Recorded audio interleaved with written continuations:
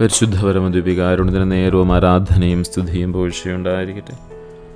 പരിശുദ്ധ പരമദ്വീപികാരുണ്യത്തിന് നേരവും ആരാധനയും സ്തുതിയും പുകഴ്ചയുണ്ടായിരിക്കട്ടെ. പരിശുദ്ധ പരമദ്വീപികാരുണ്യത്തിന് നേരവും ആരാധനയും സ്തുതിയും പുകഴ്ചയുണ്ടായിരിക്കട്ടെ. ഇന്നീ പ്രഭാതത്തിൽ പരിശുദ്ധ പരമദ്വീപികാരുണ്യത്തിന് മുമ്പിലായിരുന്നു കൊണ്ട് ദൈവത്തിൻ്റെ സ്നേഹത്തെക്കുറിച്ചും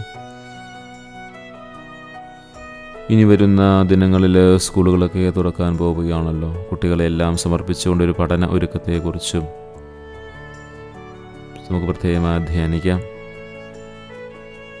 ഓരോ കുട്ടികളുടെയും ജീവിതത്തിൽ, പ്രത്യേകിച്ച് അവരുടെ പഠന ജീവിതത്തിൽ ദൈവത്തിൻ്റെ സ്നേഹം കൂടുതൽ എത്തുവാനും ആ ദൈവസ്നേഹത്തിൽ അടിയുറച്ചുകൊണ്ട് അവരുടെ പഠനത്തെ ആരംഭം മുതലേ ക്രമീകരിക്കുവാനുള്ള കൃപയ്ക്ക് വേണ്ടി ഈ ദിവ്യകാരുണ്യ ആരാധനയിൽ നമുക്ക് പ്രാർത്ഥിക്കാം. ദൈവസ്നേഹത്തിൽ ആഴപ്പെടുവാൻ ദിവ്യകാരുണ്യം നമ്മെ എപ്പോഴും സഹായിക്കുന്നുണ്ട്. ഈശോയുടെ ശരീരത്തങ്ങൾ തന്നെയാണല്ലോ നമ്മുടെ മുമ്പിൽ എഴുന്നള്ളിയിരിക്കുന്ന ഈ ദിവ്യകാരുണ്യം.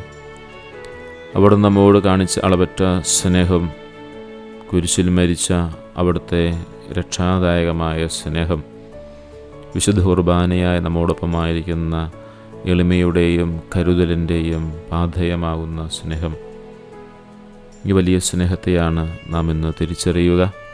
യോഹന്നാൻ സുവിശേഷം 3-ാം അധ്യായം 16-ാം വാക്യത്തിൽ നാം ഇങ്ങനെ വായിക്കുന്നു: എന്നാൽ ദൈവം ലോകത്തെ അത്രയധികം തൻ്റെ ഏകജാതനെ നൽകുവാൻ തക്കവിധം അത്രയധികം സ്നേഹിച്ചു, അവനിൽ വിശ്വസിക്കുന്ന ആരും നശിച്ചു പോകാതെ നിത്യജീവൻ പ്രാപിക്കേണ്ടതിനാണിത്.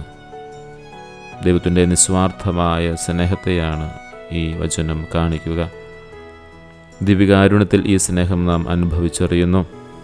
റോമാക്കാർക്കെഴുതിയ ലേഖനം 5-ാം അധ്യായം 8-ാം വാക്യത്തിൽ നാം പാപികളായിരിക്കുമ്പോൾ തന്നെ ക്രിസ്തു നമുക്ക് വേണ്ടി മരിച്ചു. അങ്ങനെ ദൈവം നമ്മോടുള്ള തൻ്റെ സ്നേഹം വെളിപ്പെടുത്തിയിരിക്കുന്നു. നാം ബലഹീനതകളിലും കുറവുകളിലും അവിടുത്തെ ആശ്രയിക്കുമ്പോൾ അവിടെ നമ്മെ സ്നേഹിക്കുന്നുവെന്ന് ദിവ്യകാരുണ്യം നമ്മെ ഓർമ്മിപ്പിക്കുകയാണ്. ദിവ്യകാരുണ്യത്തിൽ സ്നേഹത്തിനായിരിക്കുന്ന ഈശോയോട് അവിടുത്തെ സ്നേഹത്തെ ഓർത്ത് നമുക്ക് നന്ദി പറയാം. നമ്മുടെ ഹൃദയങ്ങളെ ദൈവ സ്നേഹത്തിനായി തുറന്നു കൊടുക്കാം. അവിടുത്തെ സ്നേഹം നമ്മുടെ ജീവിതത്തിൽ നിറയ്ക്കാൻ അപേക്ഷിക്കാം. നമ്മുടെ കുറവുകൾ ഏറ്റുപറഞ്ഞ് അവിടുത്തെ കരുണ നമുക്ക് യാചിക്കാം.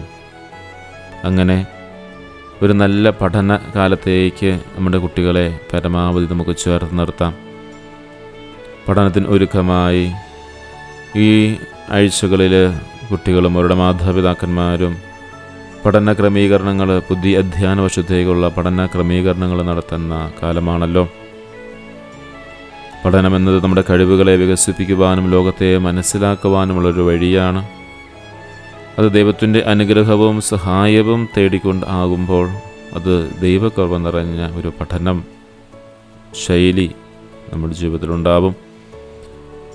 സുഭാഷിത പുസ്തകങ്ങൾ 2-ാം അധ്യായം 6-ാം വാക്യം: ദൈവമാണ് ജ്ഞാനം നൽകുന്നത്, അവിടുത്തെ വായിൽ നിന്നാണ് അറിവും വിവേകവും വരുന്നത്.